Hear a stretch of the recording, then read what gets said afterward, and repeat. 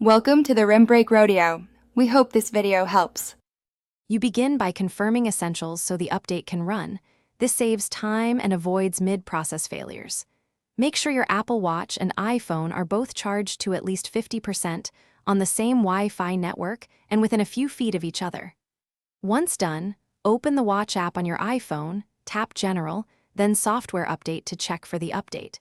If a download button appears, tap it now. Downloading before more complex fixes prevents repeated retries and preserves logs for troubleshooting. Next, address the frequent technical blockers that stop updates. If the update stalls or shows an error, force restart the watch and iPhone.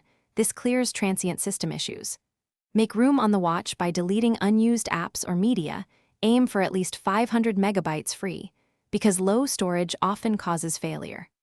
Also, disable any VPN on your iPhone, restart your Wi-Fi router to refresh the network, and verify your iPhone is running the latest iOS version.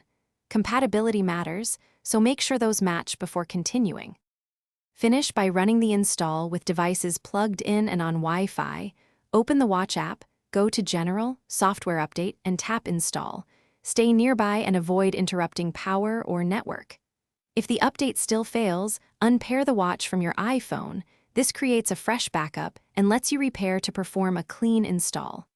If problems persist, record any on-screen error codes and contact Apple support.